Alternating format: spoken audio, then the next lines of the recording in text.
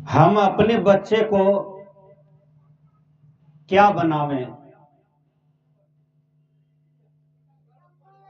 आगे चल करके हमारा बच्चा सुख और शांति से ओतप्रोत रहेगा। बच्चा केवल जन्म देने से नहीं होता है, बच्चा को पोसने से भी होता है, उनके जीवन को संभालने से भी होता है।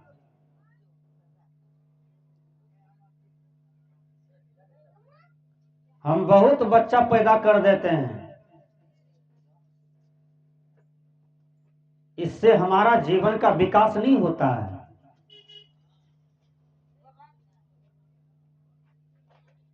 जो हमारे बीच में बच्चे हैं उसके जीवन में शिक्षा हो दीक्षा हो। शिक्षा का मतलब है वह बच्चा पढ़ा लिखा हो, कम से कम ग्रेजुएट हो। आज हमारा बच्चा यदि ग्रेजुएट रहता है तो ग्रेजुएट व्यक्ति बड़े बड़े पोस्ट पर चले जाते हैं। अभी आपको डीएम बनना है तो उसके लिए आपको ग्रेजुएट होने की जरूरत है। आपको बीडीओ बनना है, सीओ बनना है, दरोगा बनना है तो उसके लिए आपको ग्रेजुएट होने की जरूरत है।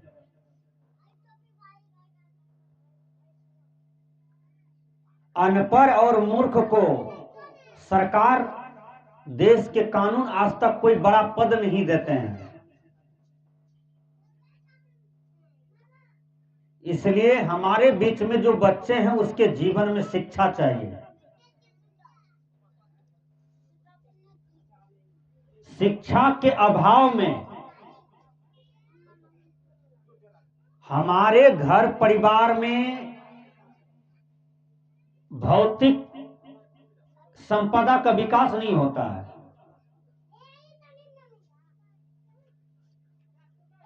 आज हम चंद्रमा पर चढ़े हैं, यह देन किसका है? शिक्षा का है। एक भैंस चराने वाला, गाय चराने वाला, सुअर चराने वाला, बकरी चराने वाला क्या चंद्रमा पर चढ़ पाएगा? नहीं।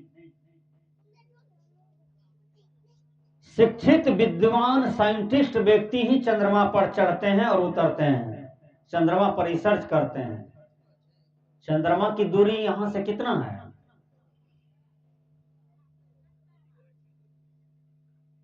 3,84,400 किलोमीटर है यहां से चंद्रमा की दूरी ऊपर। अब विचार कीजिए, वहां पर मनुष्य चढ़ जाता है और वहां से उतर भी जाता है, तो आधार क्या है? शिक्षा।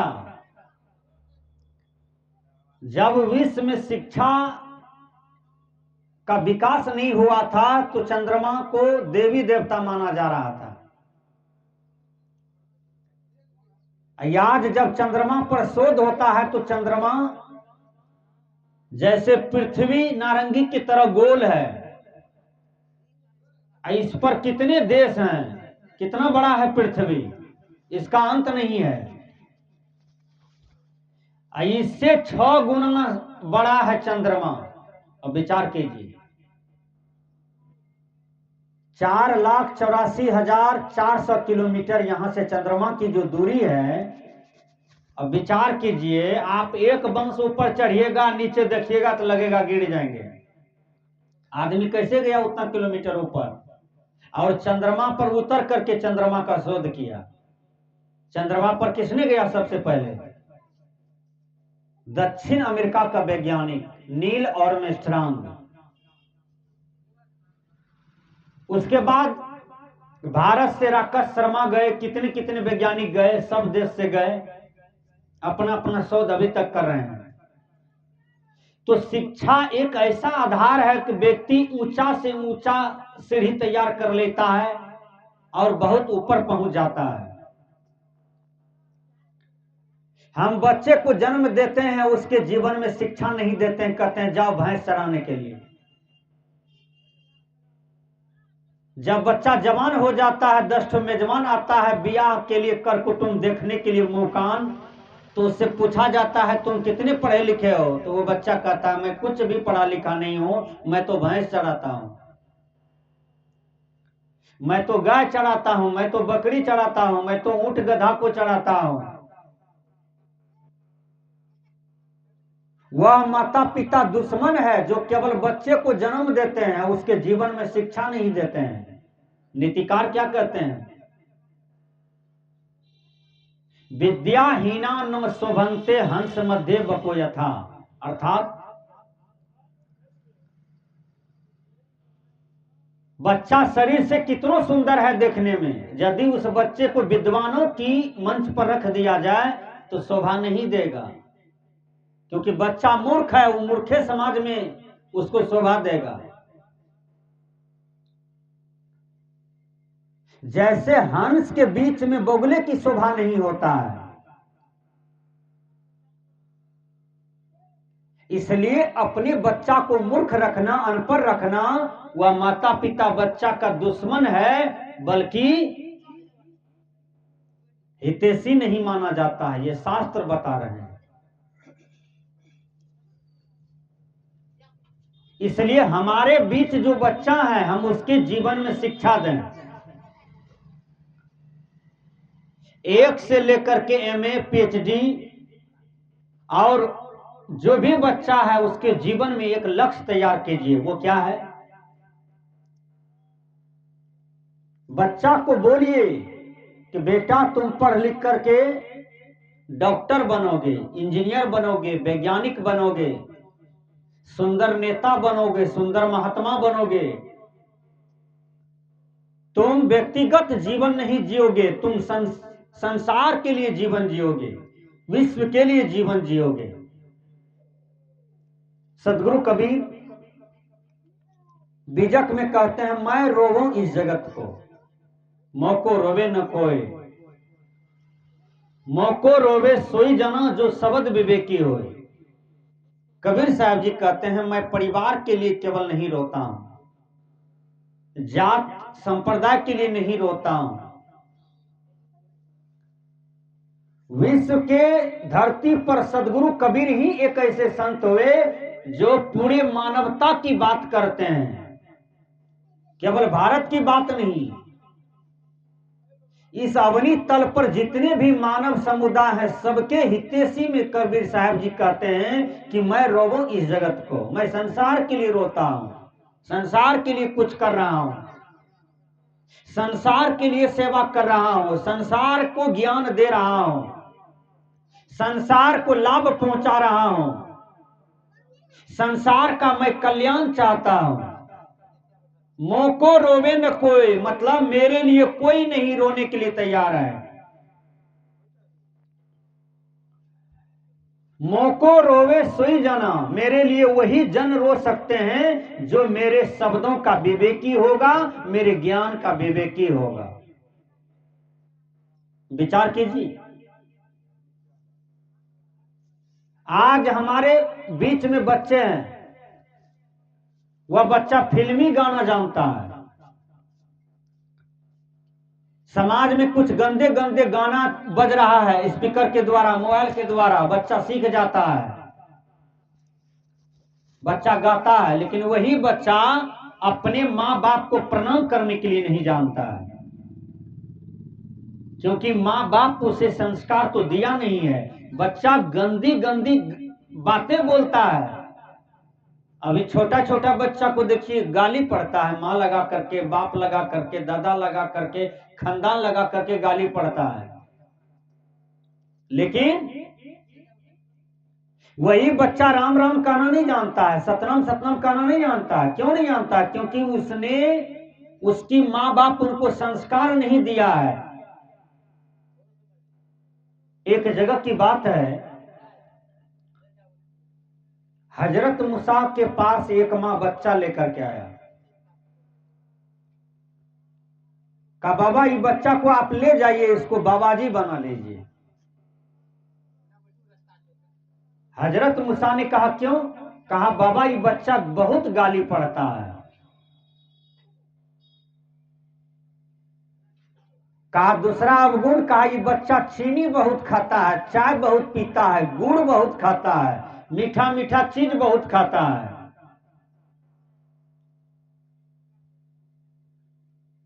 हजरत मूसा ने कहा कि और कोई दुर्गुण है? कहा हाँ। उस मां जी कहती है मेरा नाम लेकर के मेरा बेटा पुकारता है। हजरत मूसा ने कहा तुम्हारा नाम कैसे जाना ये बच्चा? कहा इसका पप्पा इनका नाम लेकर के पुकारता है न?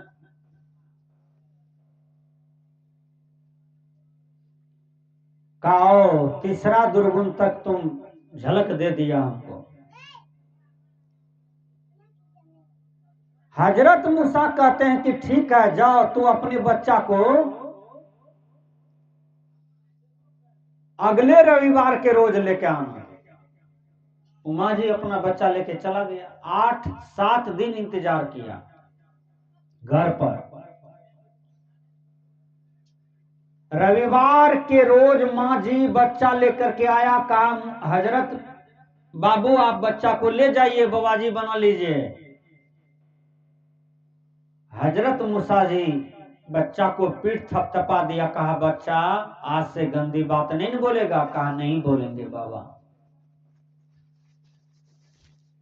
कहा नहीं बोलोगे? कहा नहीं। कहा जाओ आज से तू गुड़ भी नहीं खाना। कहा नहीं खाएंगे। कहा तू अपनी मम्मी का नाम लेकर के नहीं पुकारना। कहा नहीं पुकारेंगे। बच्चा संकल्पित हो गया। अब उसकी मां प्रश्न करती है साधु जी से, बाबा आप यही 3 ठो बात उस दिन काहे बोल दिए, 8 दिन हमको प्रतीक्षा काहे करवाए?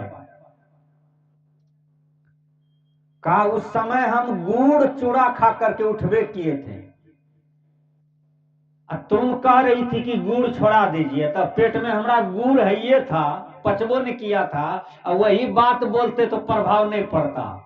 हम 8 दिन से गुड़ नहीं खाए हैं, साधना किए हैं। 8 दिन से चाय नहीं पिए हैं, साधना किए हैं। 8 दिन से चीनी नहीं खाए हैं, साधना किए हैं। अब साधना किए हैं, अब जो बोलेंगे उसका प्रभाव पड़ेगा। तो कुछ आदमी केवल बोलना जानता है, गाना जानता है, लेकिन चरित्र में कहीं कुछ नहीं है, आचरण में कुछ हो नहीं है। कबीर साहब ने कहा कथनी कथे सो पुत्र हमारा, करनी करे सो नाती, रहनी रहे सो गुरु हमारा, हम रहनी के साथी। सदगुरु कबीर कहते हैं रहनी में जो रहते हैं उसको अच्छे साधु जानो, उसको अच्छे महात्मा जानो। केवल कथनी करने से नहीं होता है, केवल बकने से नहीं होता है। यदि हमारे मुंह में खैनी है, हम बोले कि खैनी खाना हानिकारक है, सब कोई खैनी खाना छोड़ दो, खैनी खाने से कैंसर होता है, तो कई आदमी बात मानेगा? मानेगा? यदि हमारे जीवन से खैनी चले जाए तब हम कुछ बोलेंगे तो उसका प्रभाव पड़ेगा, पड़ेगा ना? इसलिए हर आदमी को चरित्रवान होने की जरूरत है। विद्वान इस धरती पर बहुत है, पहलवान गुणवान धनवान बहुत है। इस धरती पर चरित्रवान की कमी है, जो सत्य कहते हैं और सत्य आचरण में भी धारण करते हैं। इंग्लिश के विद्वान कहते हैं good character is the man foundation of life, अर्थात पवित्र आचरण ही मानव जीवन का स्तंभ है। यदि हमारा आचरण ठीक है तब उस समय हम कुछ बोलेंगे तो उसका प्रभाव पड़ेगा, नहीं तो नहीं पड़ने को है। महात्मा गांधी और विनोबा जी दोनों जा रहे थे। विनोबा जी कहते हैं गांधी जी आप तो मेरे गुरु हैं, एक बात बोलिए। कहा क्या? कहा आपके जीवन में 4 चीजें को मैं देखता हूं, वो क्या है? सत्य, अहिंसा, अस्तय और ब्रह्मचर्य। आप 4 चीज को अपने जीवन में धारण किए हुए हैं, ये आपका अस्त्र शस्त्र है और आप इनको पालन कर रहे हैं। गांधी ने कहा जिस दिन हमारा दम टूट जाएगा, उस दिन समझ जाना कि मैं ये 4 चीज को पालन कर दिया। मनुष्य कभी भी भटक जाता है संसार में, बड़े बड़े जोगी भटक जाते हैं, ज्ञानी भटक जाते हैं। रामपाल जी महाराज को देखिए, जेल में बंद है, अब करोड़ों उसका चला था देश में, लेकिन मर्डर पर मर्डर किए हुए थे। आसाराम जी को देखिए, हजारों के साथ बलात्कार किया था, उसका क्या दुर्दशा हुआ देश में, सो देखवे किए। राम रहीम जी को देखिए, इतना लंबा चौड़ा साधु था, क्या राम रहीम रावण से कम था? हजारों को बलात्कार किया था, जेल की हवा खा रहे हैं। तो केवल साधु वेश से कोई साधु नहीं होता है, माला पहनने साधु नहीं होता है, बाल दाढ़ी बढ़ाने साधु नहीं होता है।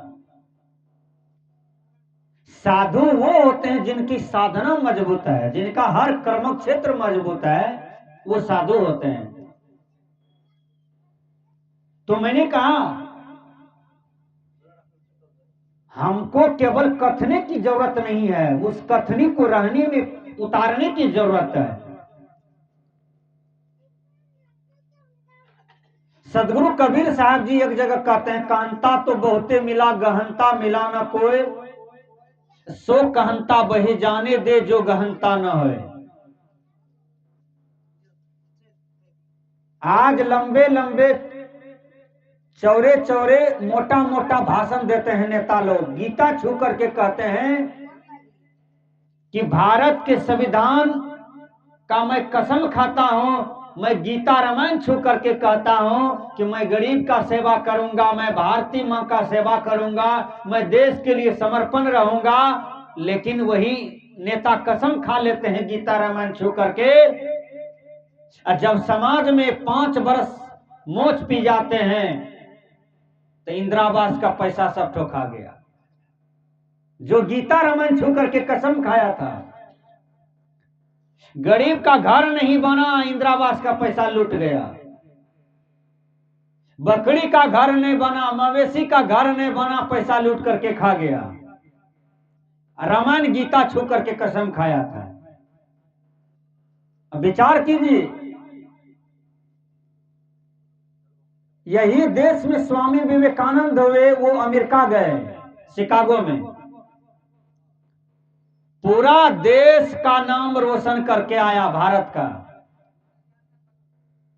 आज हमारे युवक मुखिया बनते हैं, सरपंच बनते हैं, समिति बनते हैं, एमपी बनते हैं, एमएलए बनते हैं, और सब लुटने में ही लग जाते हैं। नहीं, देश के लिए यदि समर्पण हुए हैं, देश के एक अच्छा नेता बने हैं, तो देश का सेवा कीजिए और समाज का सेवा कीजिए। इससे क्या होगा, जब आपका देश मजबूत होगा, समाज की व्यवस्थाकरण मजबूत होगा, परिवार का व्यवस्थाकरण मजबूत होगा, तो हर तरह से हर आदमी मजबूत होगा, उसके जीवन में समग्र सुख शांति का विकास होगा। इसलिए मैंने कहा कि बच्चा केवल जन्म देने से नहीं होता है, 2 ही बच्चा को जन्म दीजिए, उसको विद्वान बनाइए, चरित्रवान बनाइए, कीर्तिमान बनाइए, प्रोफेसर बनाइए, कलेक्टर बनाइए, मास्टर बनाइए, साइंटिस्ट बनाइए। उस बच्चा के जीवन में बढ़िया शिक्षा दीजिए, संस्कार दीजिए। जब सुबह जगते हैं तो अपने बच्चा को कहिए, बेटा हम तुम्हारे माँ बाप हैं, हमें प्रणाम करो। बेटा, दरवाजे पर कोई आदमी आ जाए तो उसको भी तुम प्रणाम करो। ये बात बोलिए अपने बच्चों को। सबसे बड़ा संस्कार है एक दूसरे को प्रणाम करना। बोलिए, सबसे बड़ा संस्कार है। एक महिला हमसे दीक्षा ली, माला कंठी लिया, मैंने कहा तुम प्रणाम करते हो पति को? कहा बाबा, पति को प्रणाम करने में बड़ा लाज लगता है। विचार कीजिए, वही पति मांग में सिंदूर दिया तो लाज नहीं, वही पति 10,000 का साया साड़ी ब्लाउज दिया है तो पहन लिया चटक से, लाज नहीं लगा। वही पति 1 लाख का नाक में दिया, कान में दिया, हाथ पैर में सोना चांदी बिछो दिया, तब लाज नहीं लगा। वही पति बेटा बेटी दिया, लाज नहीं लगा। अब पति को प्रणाम करने में लाज लग रहा है। कैसा जमाना है। मां सीता को देखिए, भगवान राम का नाम लेकर के जगते हैं और सोती है। मां सीता भगवान राम का नाम लेकर के जगती है और सोती है, पतिये का नाम लेती है हमेशा। विचार कीजिए, हम आप कैसा नारी हैं। पति पंजाब गया है और मोबाइल से हम दूसरे पति से बात कर रहे हैं, दूसरे लड़का से बात कर रहे हैं। पति को धोखा दे रहे हैं कि नहीं। और जो पत्नी पति को धोखा देती है, वो पत्नी मर जाए तो मरने के बाद वो पैखाना का कीड़ा बनता है, क्योंकि पति का श्राप लग जाता है। इसलिए पतिव्रता नारी बनिए। मां सती अनसुईया पतिव्रता नारी थी, सीता पतिव्रता नारी, मंदोदरी पतिव्रता नारी, सुलोचना पतिव्रता नारी, सतीव्रता नारी, उसमें शक्ति हो जाती है। इसलिए सत्य का नैया कभी नहीं डूबता है, असत्य का नैया हमेशा डूब जाता है। काठ का नैया डूबेगा, लकड़ी का नैया डूबेगा, लेकिन कागज का नाव डूब जाएगा ना।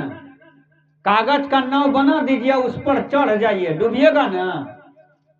लकड़ी का नाव बनाइए, उस पर चढ़ जाइएगा तो वो डूबेगा नहीं, डूबेगा, पार पा जाइएगा। इसलिए संत महात्मा कहते हैं कि असत्य का नैया डूब जाता है, सत्य का नैया कभी नहीं डूबता है। तो मैंने कहा कि तुम माला कंठी लिए हो, मंत्र लिए हो, आज तुम कबीर मत बन गई, तुम कबीर पंथ बन गई, कबीर मत की सेविका बन गई, तो पति को प्रणाम करो। कहा बाबा बड़ी लाज लगता है, पति का प्रणाम नहीं कर पाएंगे। विचार कीजिए, पति को प्रणाम करना चाहिए, क्योंकि पति आपके लिए भगवान है, आपके लिए महादेव है। आप मंदिर जाती हो पूजा करने के लिए, लेकिन विचार कभी किए कि कर्म ही पूजा है। यदि हमारा मन पवित्र है, हम पति को रोज प्रणाम करते हैं, शाम सुबह आरती दिखाते हैं, पति को समय पर भोजन बना के खिलाते हैं, पति का कपड़ा फींच देते हैं, पति का हर काम करते हैं, तो वह पत्नी सौभाग्यशाली है जो पति का समय समय से सब कुछ कर रही है। उसको मंदिर जाने की क्या जरूरत है, वो तो अपना भगवान का सेवा कर ही रही है। मंदिर जाते हैं, मंदिर के भगवान को प्रणाम करते हैं, पूजा करते हैं, और मंदिर के भगवान को कहते हैं कि हे भगवती माँ, हमार बेटा मैट्रिक फर्स्ट डिवीजन पास क्या जाइए, गोतनी की बेटी फेल भा जाइए। भगवती माँ को कहते हैं। भगवती माँ सुनेगी? गोतनी के बेटा को फेल कर देगा, पड़ोसिया को बेटा को फेल कर देगा, या आपका बेटा को पास करा देगा मैट्रिक फर्स्ट डिवीजन? ये बात भगवती माँ सुनेगी? 5 किलो मिठाई चढ़ा दिए तो भगवती माँ आपके पक्ष में हो जाएगा। 500 टका का अगरबत्ती धूप दीमन दे दिए तो भगवती माँ, काली माँ, सोखा माँ, मोखा माँ सब आपके पीछे लग जाएगा? नहीं, विचार कीजिए। सबसे बड़ा देवी आप हैं, ए बहनों, सबसे बड़ा देवी आप हैं, दुर्गा आप हैं, काली आप हैं। मैं बता देना चाहता हूं कि दुर्गा आप कैसे हैं। एक आदमी अपने बेटी का शादी कर दिया, चली गई ससुराल, नहरा से ससुराल। ससुराल जब गई तो जम करके सास का सेवा किया, सास को स्नान करा दे, सास को बढ़िया से भोजन करा दे, समय समय पर खिलावे पिलावे। सास स्नान करने के लिए जाए तो ट्यूबवेल चला दे, साबुन लगा दे, मथा मल दे, तेल लगा दे, झरनी से कखी से कंघी से झाड़ दे, माथा को ढील निकाल दे, एकदम मां बेटी की तरह सास से व्यवहार करती थी। एक साल में सास का दिल जीत लिया। सास अपना तिजोरी का चाबी दे दिया पुतोह को, कहा बेटी इतना बढ़िया पुतोह तुम हो, इतना बढ़िया पुतोह तुम हो कि इतना बढ़िया पुतोह लोकाही में किसी के पास नहीं है। आप कितना बढ़िया पुतोह हो कि सास को कहते हैं हमर सौतीन छिया तू, कितना बढ़िया पुतोह हैं आप। सास कहीं आपका सौतीन होगा? ये सब बात आप बोलते हैं रोजे रात दिन, बोल करके अपना मुंह को ऊंचा रखते हैं। कैसा संस्कार है आपका? कितना गिरे हुए आप हैं। सास कहीं आपका सौतीन होगा? बोलिए। कोई कोई माँ अपनी बेटी को सौतीन कह देती है, आपकी बेटी आपका सौतीन होगा? क्या बोल रहे हैं आप? बोलने के लिए भी सीखिए, गाली देने के लिए भी सीखिए। पंजाब में गाली देते हैं पंजबनी, पंजबनी में जब लड़ाई होता है ना तो पंजबनी कहती है हे गे तोरा बेटा दरोगवा बनतो, वो कहते हे गे तोरे बेटा दरोगवा बनतो, यानी थाना प्रभारी बनेगा। कितना बढ़िया गाली है, आशीर्वाद है, आशीर्वाद यानी तोहर बेटा थाना का मालिक बनतो। वो कहे हे गे हमर बेटा किया बनते, तोरे बेटा बनतो थाना का मालिक, दरोगवा तोरे बेटा बनतो। कितना बढ़िया गाली है, आशीर्वाद के रूप में गाली है। आप कैसा गाली देते हैं कि 90 वर्ष का बूढ़ा भी फानने लगता है दरवाजे पर। विचार कीजिएगा। संत कहते हैं यह मुख जो है इसमें दोनों ठोर में लिपस्टिक लगाने से महिला सुंदर नहीं होता है। ये ठोर से बढ़िया बढ़िया बात बोलिए, बढ़िया बढ़िया विचार निकालिए, बढ़िया बढ़िया ज्ञान की बात बोलिए, तब आपका महत्व है, तब आपका इंसान होना सफल है, आपका मानव बनना सफल है। तो मैंने कहा कि जम करके सास का सेवा किया, सास सब चाबी दे दिया। अब लगा थोड़ा थोड़ा ससुर पर भी। बूढ़ा बाबा को दतमन दे दे, समय से चाय पिला दे, जलपान करा दे, धोती फीस दे, कुर्ता फीस दे। बहुत बूढ़ा था, माथा में साबुन लगा करके मलते थी पुतोह। हमेशा बाबूजी पप्पा जी कहते रहते थे। देखिए विचार कितना बढ़िया था, एकदम देह लगल सेवा करती थी। बूढ़ा सोचा कि इतना बढ़िया पुतोह कहां मिलेगा, इतना बढ़िया पुतोह कहां मिलेगा। ऋषभ कुमार जी, ऋषभ राज, सौरभ गर्ग, निधि रानी 202 रुपया दान किया है, बहुत बहुत धन्यवाद। बैठो बैठो।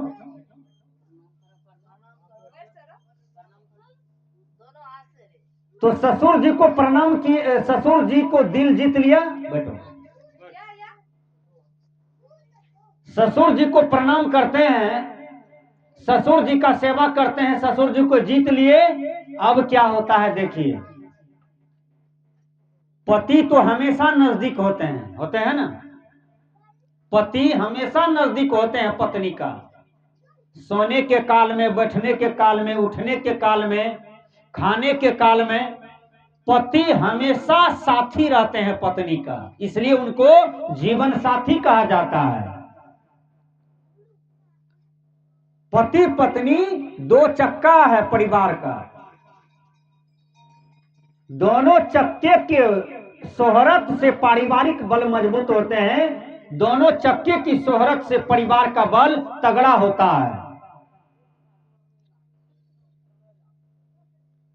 पति का भी सेवा जम करके किया, पति भी सब पैसा चाबी दे दिया, बूढ़ा बाबा भी दे दिया। बूढ़ा बाबा को कै ठो हाथ होता है? 2 ठो। बूढ़ी को 2 ठो हाथ, पति को 2 ठो हाथ, 6 हाथ जुट गया उसमें, 6 हाथ जुट गया उसमें, पुतहू में, और उनको भी 2 हाथ था, 6 2 8 हाथ हुआ ना। माता पिता का भी आशीर्वाद था। नहरा कुल से 2 हाथ का आशीर्वाद पड़ा था। 8 2 10 हाथ, 10 हाथ का आशीर्वाद जिस पर रहे तो वही दुर्गा बन जाती है, वही देवी बन जाती है। इसलिए इस पंडाल में जितने भी माता बैठे हैं सब दुर्गा के रूप हैं। ये जो बाहर में दुर्गा बनते हैं ये सब क्या है? मट्टी का, फट्टी का, खर का। ये नकली है। असली दुर्गा की शक्ति आपके अंदर में है। ये आत्मा को असली दुर्गा, असली राम, कबीर, बुद्ध, भगवान, गॉड, खुदा, इसी आत्मा को माना जाता है। कबीर साहब ने बीजक में कहा, भाई रे दुई जगदीश कहां से आया, कहो कौने बौराया, अल्लाह राम करीमा केशव, हरि हजरत नाम धराया।